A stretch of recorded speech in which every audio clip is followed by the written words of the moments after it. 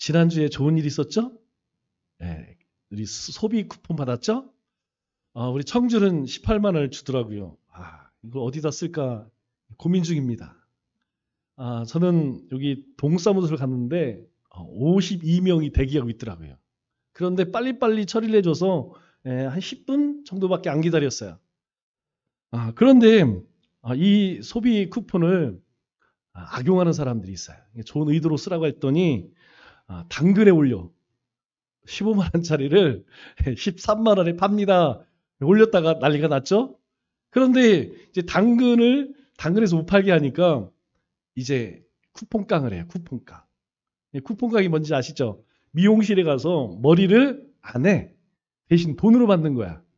머리 하면 뭐 이게 여러 가지 하면 얼마 나오잖아요. 15만 원 결제를 하고 미용실 사장님한테는 12만 원만 받는 거예요. 그러면 미용실 사장님은 그냥 3만 원 받는 거죠. 뭐 이런 식당에서도 그러고 그런데요. 그뿐만이 아니죠. 이제 그것도 못하게 하니까 이제 걸리면 다 토해냅니다. 이제 그랬더니 이제 사재기를 합니다. 사재기. 제일 많이 사는 게 뭔지 아세요? 제가 뉴스를 보니까 남자들이 담배를 그렇게 사놓은데 왜 사는지 모르겠지만 하여튼 담배를 잔뜩 사다가 쟁여놓은대요. 그뿐만이 아닙니다. 난민들 또 외국인 노동자까지도 다 준다고 하죠. 그런데 이 소비 쿠폰의 최대 소비 쿠폰을 통해서 제일 돈 많이 버는 사람이 누군지 아세요? 제가 여기 엊그저께 이렇게 보니까 금요일 날 난리가 아니더라고요. 여기 차를 세울 수가 없어요. 요 골목에. 평상시에 그 정도는 아니었는데 이제 쿠폰 받았으니까 회식하러 막 가족이 나오는 게 아니고 술 마시러 나왔더라고요. 식당이 혜택을 받는 것이 아니라 코나아니라고 하는 회사가 있어요. 코나아니라는 회사가 무슨 회사인지 아세요? 카드 발급하는 회사입니다. 아마 젊은 사람들은 대부분 카드, 통장, 여러분 쓰는 카드로 받았겠죠. 그러나 이제 좀 나이가 드신 분들은 이제 그거 잘 못하니까 동사무소 가서 카드를 받아요. 저도 카드 받았습니다. 이 카드가 장당 2,000원이래요. 그래서 그 카드를 만드는 회사가 코나아니라고 하는 회사인데 이름은 없어요. 이제 갑자기 등장하는 회사인데 이 카드 발급을 해서 200억을 벌었대요. 아무것도 안 하고 카드 발급만 해주는데 어쨌든 간에 이 소비 쿠폰을 통해서 잠깐 경기 진작은 좀 되겠죠. 그런데 이 뉴스와 함께 여러분들은 잘 모르시겠지만 제가 목요일인가 금요일날 신문을 보니까 조세 특별위원회를 만들었어요. 혹시 아세요? 조세 특별위원회. 첫 번째 거기에서 결정한 게 뭐냐? 법인세를 올리자. 25% 다시 올렸습니다. 두 번째, 자영업자 세액공제를 75%에서 50% 줄이자. 세 번째, 지난주도 말씀드렸죠? 직장인 카드 공제를 없애자. 이건 거의 확 실시되죠? 그런데 이거는 뭐 약과예요, 약과. 이건 아무것도 아니고 지금 이제 이렇게 이제 주물락거리는 게 뭐냐면 가장 무서운 종부세입니다.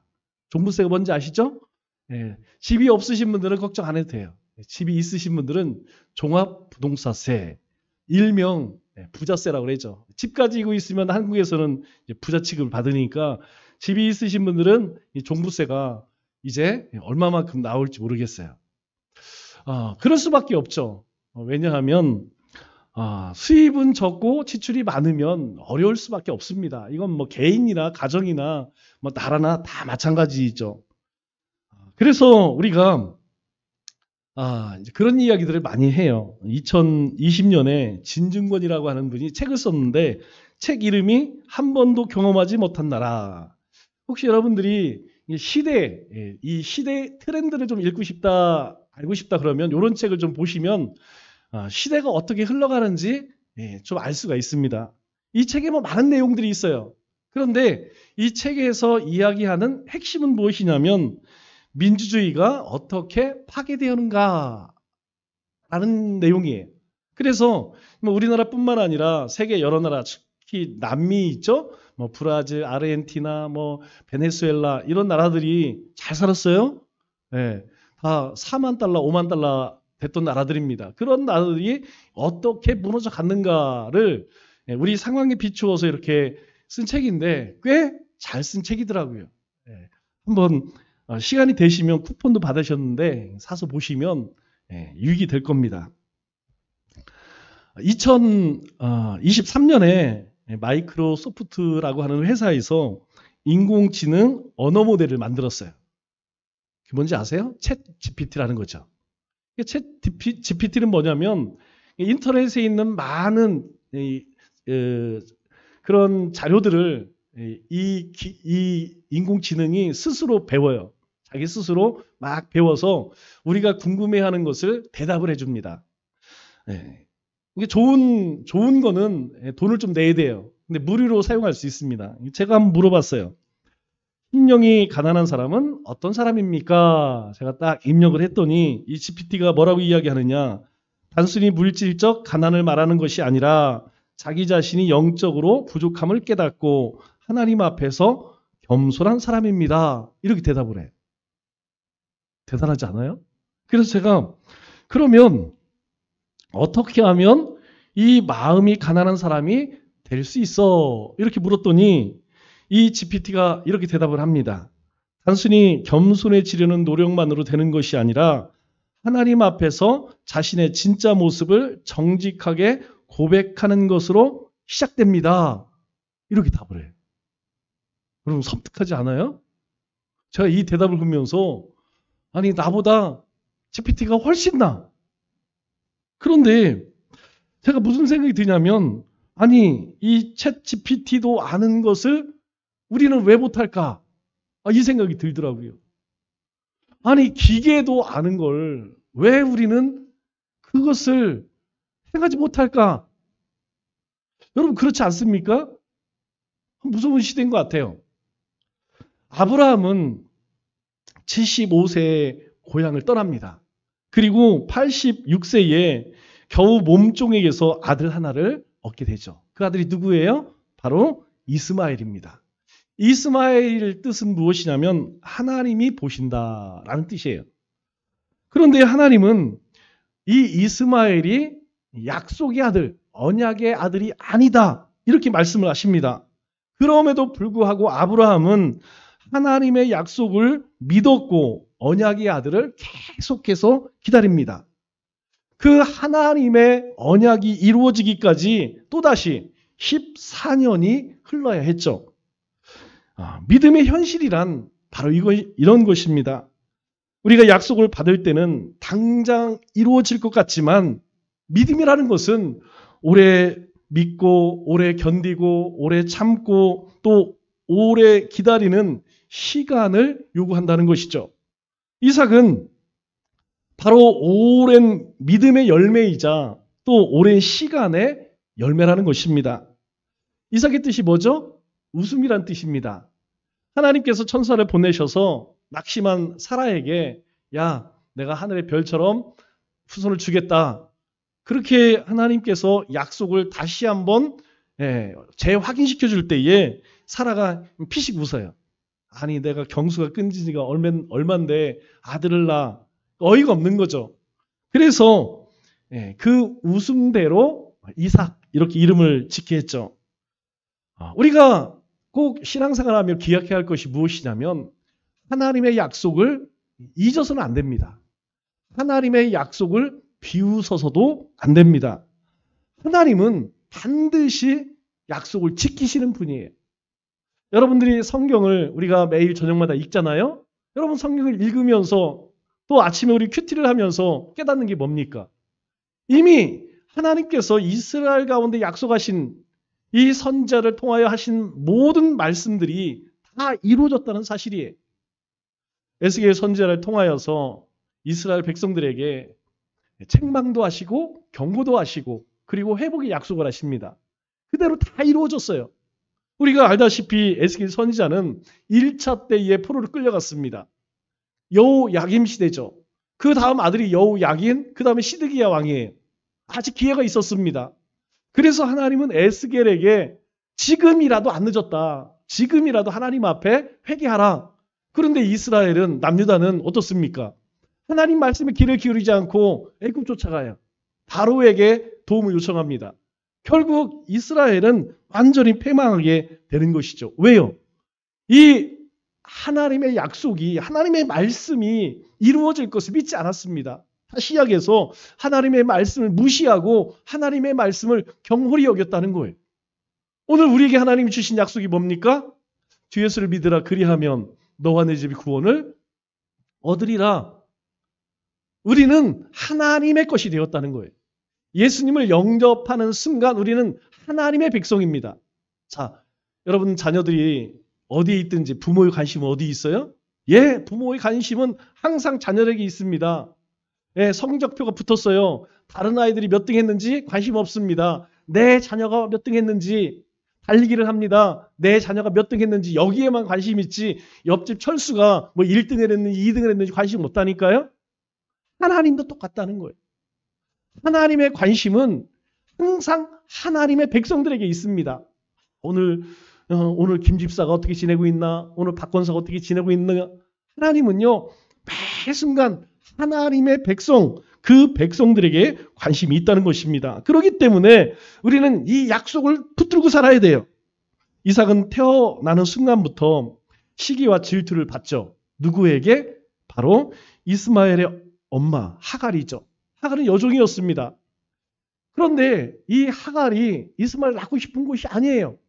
사라가 자식이 없다 보니까 이게 너무 아브라함에게도 미안하고 이게 좀 그래요. 그래서 하갈을 아브라함에게 줍니다. 그래서 낳은 것이 이스마엘이죠. 그런데 아들을 낳고 나니까 이 하갈이 이게 주인을 멸시하는 거야. 우리도 사극 많이 봤죠? 예전에 우리 조선시대만 해도 아들을 못 낳으면 칠거지약 중에 하나입니다. 이건 소방맞는 일이에요. 이 사라가 아이를 낳지 못하고 자신이 아들을 낳으니까 얼마나 기세 등등하겠습니까? 그러니까 이 사라도 무시하고, 그리고 사라가 낳은 이삭도 무시하는. 그래서 계속 집안에 이 갈등이 생기고 다툼이 끊이질 않았습니다. 그런데 이 모든 분란의 씨앗을 심은 동시에 또 갈등의 골을 더 깊게 만든 작물이 누굽니까? 바로 사라죠. 이후에 장성한 이삭은 분쟁이 생겼을 때 어떻게 해결해 나갔을까요? 오늘 26장 20절, 21절 말씀을 보니까 이렇게 말씀합니다. 그랄 목자들이, 그랄은 블레셋 땅입니다. 이 블레셋의 당시의 왕이 아비멜렉이에요. 그러니까 지금으로 따지면 저 팔레스타인 가자지구 있죠? 거기 사람들. 이삭의 목자와 다투어 이르되 이 물은 우리의 것이라.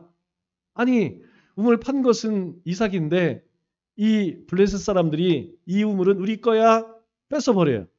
근데 이삭이 그 다툼으로 말미암아 그 이름을 에색이라 하였으며 그냥 주고 갑니다.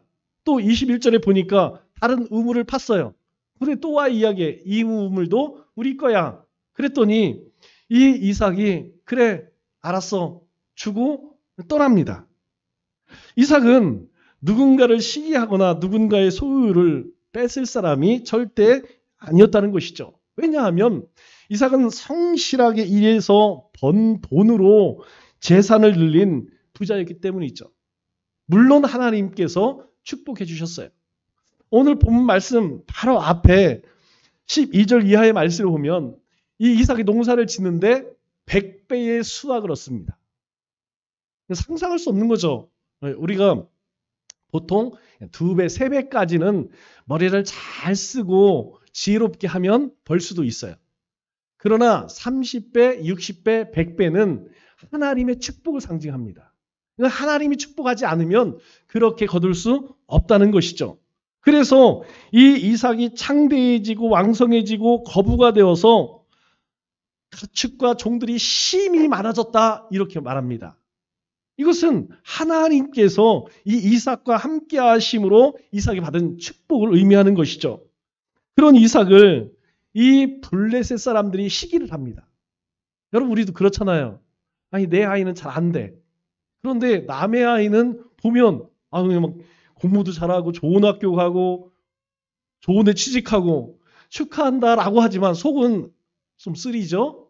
배가 아파요. 하물며 이 블레셋 사람들이 이삭이 잘 되는 거 보니까 얼마나 배가 아프겠습니까? 그래서 이삭이 우물을 파기만 하면 다 빼앗아 버리는 거예요. 이삭은 우물을 파는 족족이 다 빼앗기고 맙니다. 한 번도 아니고 번번이 다 빼앗겼다는 것이죠. 그런데 이 이삭이 갈등과 이 분쟁이 생겼을 때 취하는 태도는 그냥 뺏기는 거예요. 여러분, 우리 같으면 누군가 와서 우리 자동차를 뺏고 우리 집을 뺏는다고 하면 가만히 있을 사람 있겠습니까? 더군다나 이 사막에서 우물은 아주 중요하죠. 뭐 사람에게뿐만 아니라 이들은 지금 뭘 하고 있어요? 가축을 키웁니다. 양을 키워 염소를 키웁니다. 절대 필요한 것이 무엇이냐면 물이에요. 물 없으면 다 죽습니다. 그런데 이 이삭은 이 그랄 사람들이 와서 이 우물 우리 거야. 그러면 그냥 다 빼앗겨요. 빼앗겨 줍니다. 이런 환경에서 이삭은 절대 다투지 않고 그냥 다 빼앗기고 떠나죠. 그러면 궁금한 게 있어요. 도대체 이 빼앗으면 뺏기는 그 힘은 어디에서 나오는 것인가? 여러분, 이게 보통 일이 아니죠. 우리의 내가 가진 아무리 작은 거라도 누군가 빼앗아 가려면 여러분 반항 안 할 사람 없습니다. 대들지 않을 사람 없다는 것이죠. 그런데 이 이삭은 그렇지 않았다는 거예요. 그렇다면 이삭은 어떤 우리가 알지 못하는 엄청난 능력을 가지고 있다는 것이죠. 그 능력이 무엇이냐? 바로 하나님의 축복을 받은 사람이라는 거예요. 하나님의 축복을 받은 사람이라는 거예요. 그래서 이 우물 하나에 연연하지 않았다는 것입니다. 이삭의 행동은 하나님께서 그와 함께 하시고 그에게 복 주심을 이해하지 않으면 이건 이해할 수가 없어요. 하나님께 함께 하시는 복이 아니라면 이 이삭의 행동은 이해가 되지 않습니다. 왜 그러느냐? 여러분, 하나님의 백성들에게 가장 큰 축복은 무엇입니까? 여러분이 생각할 때 예수 믿는 우리에게 가장 큰 축복이 뭐예요? 여러분, 하나님이 우리의 아버지 되심이 가장 큰 축복 아닙니까? 그 하나님은 우리가 알다시피 어떤 하나님이에요? 세상을 만드신 분입니다. 여전히 그 능력으로 온 세상을 다스리시는 만유의 하나님이세요. 여러분, 이것보다 더 큰 것이 있을까요? 금도 내 것이라 은도 내 것이라는 거예요. 주신 이시도 거두시는 이시도 하나님이라는 거예요. 이 땅의 모든 생명, 부귀영화 어디로부터 온다는 겁니까? 하나님으로부터 주어진다는 거예요. 이 땅의 통치자들 모두 하나님이 내신다는 거예요. 그런데 그 하나님이 나의 아버지예요. 그렇기 때문에 하나님의 백성들에게, 그리스도인들에게 가장 큰 축복은 하나님이십니다. 그 하나님이 우리와 함께 하시는 이 복보다 더 큰 복은 없다는 것이죠. 그래서 하나님은 우리에게 이 복을 주셨습니다. 아브라함을 부르실 때에 뭐라고 말씀하시죠? 너는 복이 될지라. 왜 복이 될까요? 하나님이 함께 하시기 때문에 아브라함 자체가 복이라는 거예요. 마찬가지입니다. 하나님이 오늘 우리와 함께 하시기 때문에 우리 삶 자체가 복이라는 거예요. 그래서 우리가 축복하면 하나님이 우리를 대신에 축복하신다는 거예요. 하나님이 함께 하시는 우리를 누군가 저주하고 미워하고 시기하면 하나님이 나를 대신에 싸우신다는 거예요.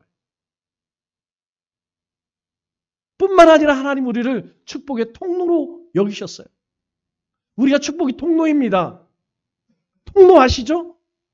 하나님의 복이 나를 통하여서 세상으로 우리의 자녀들에게 우리의 삶의 터전으로 그렇게 부어진다는 거예요. 우리가 가는 곳마다 복이 임한다는 겁니다. 더 쉬운 말로 이야기하면 우리 자체가 복동이라는 거예요. 우물은 혼자서 팔 수 있을까요? 네, 파신 분들은 아세요. 옛날에 파신 분들, 요즘은 기계로 파니까 뭐 쉽죠. 온 식솔들이 힘을 합쳐서 오랜 시간 공을 들여야 또 땅을 깊이 파야 우물을 만들 수가 있습니다. 그런데 이삭은 이렇게 공들여 수고에 판 우물을 빼앗기고 또 빼앗기면서 거기에 연연하지 않아요. 이상하죠? 아쉽잖아요. 그렇게 힘들게 판 우물, 그거 우리 거야. 그러면 그냥 줍니다. 왜 그랬을까요? 우리 인생은 과거에 매이는 인생이 아닙니다. 이삭의 삶을 보면 과거에 매이는 삶이 아니라는 것을 알 수 있죠. 오히려 기대와 믿음으로 살았음을 보게 됩니다. 이 이삭은 그럴 사람과 다투어서 이길 자신이 없어요. 대신에 그가 가지고 있는 것은 무엇이냐면 항상 하나님께서 자신과 함께하고 하나님이 자신의 삶을 인도하시는 믿음과 경험이 있었습니다.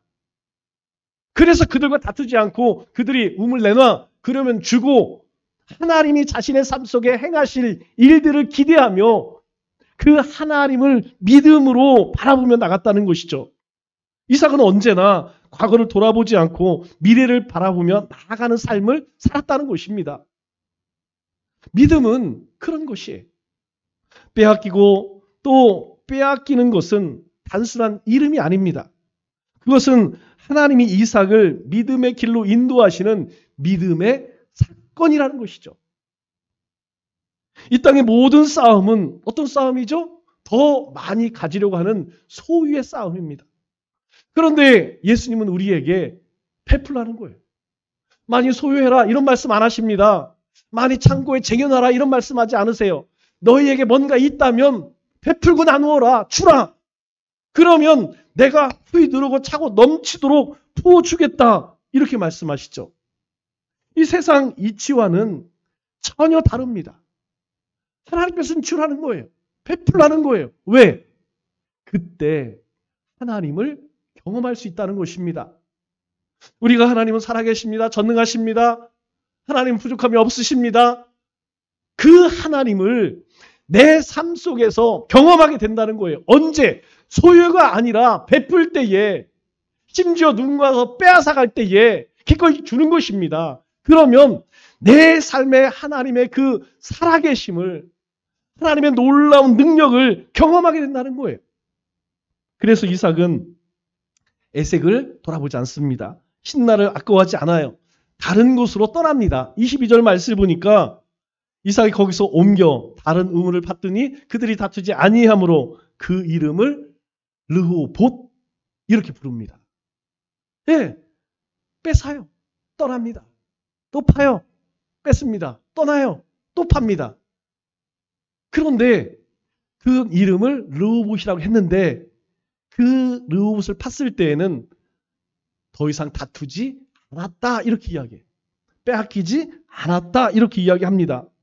즉, 이 이삭은 우물을 파기만 하면 어김없이 샘이 나와요. 그 샘을 뭐라고 이야기하느냐? 르봇 이렇게 이름을 짓습니다. 여러분 이 르봇의 이름이 뭐예요? 이렇게 이야기해요. 이제는 여호와께서 우리를 위하여 넓게 하셨으니 이 땅에 우리가 번성하리로다. 이 르호봇은 뭐냐? 바로 넓은 장소라는 뜻입니다. 즉, 이 말의 뜻은 하나님께서 내 지경을 넓혀주셨다라는 고백이라는 것이죠. 하나님을 믿고 빼앗긴 채 떠나왔더니 하나님께서 더 넓은 우물을 나에게 주셨다라고 하는 믿음의 고백이라는 것입니다. 하나님의 백성들은 우리는 이렇게 살았으면 좋겠습니다. 누군가의 것을 뺏으려는 것이 아니라 누군가 내 것을 뺏으려면 기꺼이 주는 것. 그러면 하나님께서 그것으로 끝나지 않아요. 우리가 빼앗겼다고 무엇인가 내 것을 빼앗겼다고 아이 바보 너는 네 것도 못 지키냐? 이렇게 책망하지 않으신다는 것입니다. 하나님은 오히려 우리의 삶에 더하시고 채우신다는 것입니다. 하나님께서 이삭의 삶 가운데 그렇게 행하셨습니다. 만일 이삭이 이 에색과 시딤에서 끝까지 집중했다면 에색은 다툼이라는 뜻이죠. 신나는 대적이라는 뜻입니다. 다툼과 이 대적 가운데 계속 자신의 삶을 갉아먹었다면 이 르호봇을 얻을 수 있었을까요? 그럴 수 없었을 거예요. 그게 억울해서 계속해서 그랄 사람들과 이 다툼이, 전쟁이 끊이지 않았을 것입니다. 믿음은 그래요. 믿음은 내 것을 뺏어가겠다고 하는 그런 사람들과 싸우거나 다투지 않고 하나님께서 내 삶에 예비하신 더 넓은 곳, 더 넓은 지경으로 인도함을 받는 축복의 길이라는 것이죠. 왜 믿음이 중요하냐? 이 믿음이 있으면 우리는 기대할 수 있어요. 하나님이 행하실 기대가 있다는 거예요.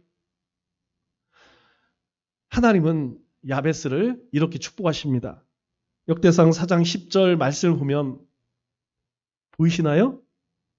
한번 큰 목소리로 같이 읽어볼까요? 시작! 야베스가 이스라엘 하나님께 아뢰어 이르되 주께서 내게 복을 주시려거든 나의 지경을 넓혀주시고 주의 손으로 나를 도우사 나로 환난을 벗어나 근심이 없게 하옵소서 하였더니 하나님이 그가 구하는 것을 허락하셨더라.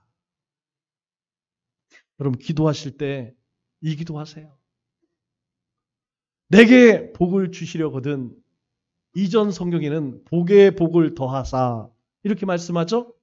내 지역, 내 지경을 넓히시고 주님의 손으로 내 삶을 도우셔서 모든 환난으로 벗어나 근심이 오는 평강을 누리게 하옵소서. 여러분 이 기도의 놀라운 것은 기도의 내용이 아닙니다. 하반절에 끝에 뭐라고 해야 하나님이 야베스가 구하는 것을 허락하셨더라. 하나님이 응답하셨더라. 하나님이 응답하셨대.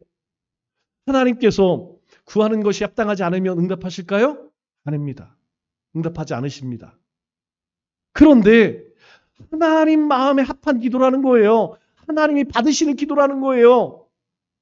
그래서 하나님은 야베스의 기도를 들으시고 하나님이 응답하셨대요. 그 기도 내용 중에 하나가 뭡니까? 나의 지경을 넓히시고 우리는 너무나 가난합니다. 그래서 하나님께서 내 지경을 내 지역을 넓혀주지 않으면 살 수 없습니다. 야베스의 뜻이 뭐예요?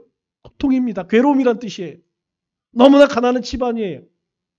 여러분 이 야베스의 기도 이 내용이 어디에 나오는지 아시죠? 역대상 이 10장은 4장은 족보가 납니다. 족보예요. 다 족보예요. 그런데 족보 누가 누구를 낳고 쭉 나오다가 이 야베스에 이르러서 이 말씀이 기록되어 있어요. 무슨 의미합니까? 이 야베스가 얼마나 하나님을 사랑하고 사모하며 믿음으로 살았다는 것을 반증해 주는 거예요. 그 많은 족보에 나오는 사람 가운데 이 사람은요 정말 하나님을 신뢰하며 살았다는 거예요. 오늘 이삭이 그랬다는 것입니다. 사막에서 우물을 빼앗길 수 없습니다. 목숨을 걸고 싸워야 합니다. 그런데 다 빼앗겨요. 그랬더니 하나님께서 르호봇 하나님께서 더 넓은 장소를 주셨다는 거예요. 하나님께서 이삭의 지경을 넓혀주셨다는 것입니다. 이삭은 이 르호봇도 버리고 어디로 가느냐? 부엘세바로 갑니다. 23절, 24절 말씀을 보니까 이렇게 이삭이 거기에서부터 부엘세바로 올라가니 그 밤에 여호와께서 그에게 나타나 이르시되 너는 두려워하지 마라. 내가 함께 있어 너를 번성하게 하리라. 아니 르호봇에서 하나님께서 이렇게 지경을 넓혀주셨는데 또다시 부엘세바로 인도하세요. 그런데 그거로 인도하시면서 뭐라고 말씀하시느냐? 너 두려워하지 마. 내가 너와 함께 할게. 내가 너를 번성하게 할게. 이번에는 쫓겨나는 것도 아니고 빼앗긴 것도 아닙니다. 하나님의 명령을 따라서 길을 떠난 것이죠. 이제 이 이삭의 믿음의 새로운 차원이 열리게 되었다는 것입니다. 하나님의 말씀을 따라서 이 부엘세바에 가서 우물을 팠더니 놀라운 일이 일어납니다. 어떤 일일까요? 26절로 29절 말씀을 보니까 이렇게 말씀합니다. 아비멜렉이 그 친구 아우삿과 군대장관 비골과 함께 그랄에서부터 이삭에게 온지라. 이제까지 이삭의 모든 우물을 빼앗은 배후가 누구냐? 바로 이 블레셋 왕 아비멜렉과 군대 장관 비굴입니다. 그런데 이 이삭이 브엘세바에 갔다는 소식을 듣고 또다시 이삭을 찾아와요.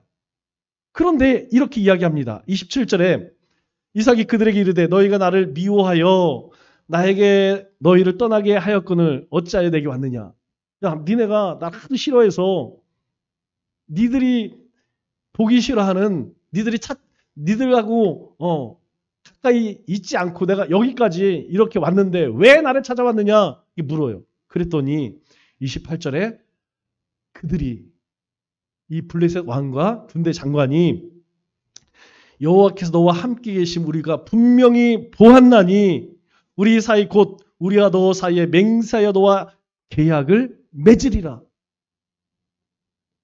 이 블레셋 아비멜렉이 놀라운 이야기를 합니다. 어떤 이야기느냐. 하나님이 너와 함께함을 내가 분명히 보았다. 그래서 너하고 뭔가 좀 약속을 좀 해야겠다. 그리고요 29절에 이렇게 이야기합니다. 너는 우리를 해하지 말라. 이삭이 한 번이라도 이 그랄 사람들에게 아비멜렉에게 저기를 들은 적이 있나요? 사람들을 모아서 군대 장관과 싸운 적이 있나요? 없습니다. 그런데 아비멜렉은 뭐라고 이야기하느냐? 이삭에게 우리를 해하지 말라. 이는 우리가 너를 범하지 아니하고 선한 일만 내게 행하여 내가 평안히 가게 하였습니다. 이제 너 건드리지 않잖아. 내 거 빼앗지 않잖아. 왜 이런 얘기를 할까요? 이제 너는 하나님께 복을 받은 자니라. 네가 하나님의 어떤 축복을 받았는지 내가 다 봤어. 겁나서 이제 너하고 못 싸우겠어. 너 같이 못 하겠어. 그러니 빨리 나하고 약속해. 내가 두려워서 하나님과 함께하는 하나님의 복을 받은 내가 두려워서 화친을 맺자라고 제안을 하는 것이에요. 여기에 아비멜렉의 두려움이 있습니다.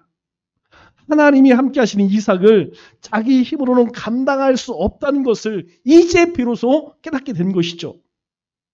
우리도 살면서 빼앗기고 또 빼앗기는 경험을 여러 차례 합니다. 저도 있어요. 예수 믿기 전에는 절치부심하며 보복의 기회를 엿보죠. 그래, 두고 보자. 여러분 그렇지 않습니까? 그런데 예수님을 만나고 나서는 더 이상 이 빼앗기는 일에 연연하지 않아요. 매이지 않는다는 것이죠. 여러분들에게도 말씀드렸죠. 우리가 교회 이전을 하려고 오랫동안 그렇게 교섭을 했어요. 그런데 얼토당치 않게 다른 데 넘어갔죠. 제가 한 3개월 기도가 안 됐어요. 새벽에 기도할 때마다 분한 마음 때문에 기도가 안 나와요. 그런데 하나님이 말씀하세요. 하나님 첫 번째 주신 말씀이 뭐냐면 다 알아. 내가 네 맘 다 알아. 나도 그랬어. 나도. 예수님께서 십자가에 달리기 전에 얼마나 억울했겠습니까? 주님이 말씀하세요. 나 다 알아. 나도 그랬어. 나도 억울했어. 나도 억울하단다. 그런데도요. 기도가 안 돼요. 분이 안 풀려. 제가 가끔 말씀드리죠. 제가 어금니를 잘 안 깨무는데 어금니를 확 깨물었어요.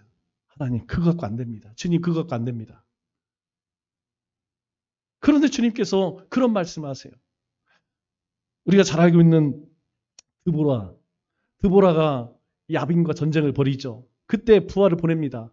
바락을 보내줘. 내가 싸워. 그랬더니 바락이 쫄아갖고 뭐라 그래요? 아이고 드보라 사사님이 같이 가지 않으면 저 못 싸우겠어요. 그때 드보라가 화가 나서 바락에게 이야기합니다. 네가 전쟁에서 이기겠지만 그 영광은 받지 못하리라. 그래서 시스라를 죽이고 그 영광을 누가 받습니까? 야엘이라고 하는 여인이 받아요. 주님이 그 말씀하세요. 뜻대로 하겠지만 영광은 그런 사람이 가지 않을 것이다. 그런 일들을 맡는 사람이 가지 않을 것이다. 제가 지금 생각하면 너무 가슴이 아파요. 그냥 처음부터 용서할 걸. 그냥 하나님께 맡길 걸. 지난주에 연합예배 드리고 저기로 그 앞으로 갔어요. 이 추어탕 먹으러. 지나오면서 보니까 아직도 공사가 멈춰 있어. 여기에 돈 120억이 들어갔습니다. 아직도 100억이 더 들어가야 돼요. 공사할 수가 없습니다. 밑에서 개수물이 나와요. 철근이 다 녹슬었어요. 1년이 넘었습니다. 제가 마음이 너무너무 안 좋아요. 제가 두 번째 하나님 말씀 주실 때까지도 받아들이지 못했어요. 세 번째 하나님 말씀하십니다. 하나님 그래도 제 마음이 안 풀려요. 어떻게 할까요? 그랬더니 하나님 그 말씀하세요. 브롤라 헤로이. 감찰하시는 하나님. 하나님이 다 보신다는 거예요. 하나님이 네 마음도 보고 그리고 모든 마음들을 모든 심령들 다 보고 계시다는 거예요. 그때 용서가 됐어요. 그때 용서가 되더라고요. 우리가 살면서 억울해하고 분노하는 것은 당연한 감정입니다. 그러나 그 일에 얽매이지 않는 것은 믿음의 결단이자 성령의 능력이라는 것이죠. 지금 돌아보면 빼앗아간 것은 사람일까요? 아닙니다. 하나님이세요. 우리 건강을, 우리 물질을, 사람을 빼앗아가는 것은 사람이 아니에요. 하나님이 하신 거예요. 하나님께서 우리에게 더 큰 르봇을 주기 위해서 하나님께서 거두가시는 거예요. 그러면 왜 하나님 거두가실까요? 그냥 미워하셔서 꼴 보기 싫어서 그냥 하나님이 배가 아파서 아니에요. 더 좋은 것을 준비해 놓으셨기 때문입니다. 내 삶에 하나님께서 무엇인가 거두어 가셨다면 하나님은 더 좋은 것을 우리 인생 가운데 준비해 놓으셨다는 거예요. 이삭이 에색과 신나를 떠나지 않았다면 이 르호봇과 브엘세바를 드실 수 있었을까요? 하나님은 내가 집착하는 것보다 훨씬 더 좋은 것을 예비해 주시는 분입니다. 하나님은 항상 우리에게 최고의 최상의 것을 주시는 하나님이라는 것이죠. 그래서 빼앗겼다고 또 잃었다고 거기에 매이지 마시기 바랍니다. 원한이 사무쳐 원망하고 미워하지도 마시기 바랍니다. 거기에 매이지 않고 떠날 때 하나님이 우리의 삶을 새로운 것으로 인도하십니다. 하나님은 우리의 믿음을 보시고 가장 좋은 것을 우리에게 더 주기를 원하시는 분이라는 것이죠. 말씀을 맺겠습니다. 우리는 우리에게 복된 삶이 준비되어 있음을 경험해야 합니다. 속이고 빼앗는 세상에서 빼앗기고 또 빼앗기는 게 축복이라는 사실을 경험하지 않고는 이해할 수 없습니다. 이것이 믿음의 사람이 하나님의 사람이 소유한 복이라는 것입니다. 이 한 주도 우리를 위해 하나님이 준비하신 것이 항상 있다는 것과 내가 생각하는 것보다 훨씬 더 좋은 것을 항상 예비하고 계시다는 것을 기대하며 살아가는 우리 믿음의 권속들 다 되시기를 주님의 이름으로 축원합니다.